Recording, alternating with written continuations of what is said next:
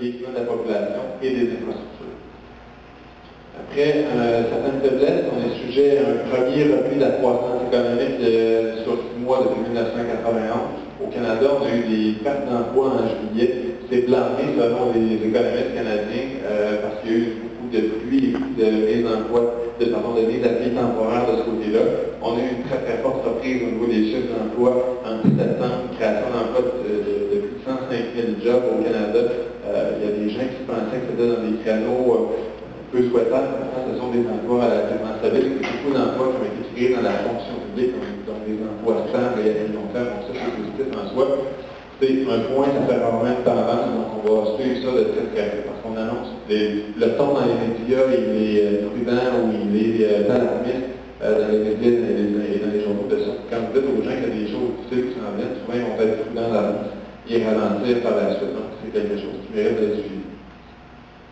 Le dollar, comme on en parlait, on est plus supporté par la force du pétrole et la force des autres commodités, donc on a clairement plongé vers la baisse.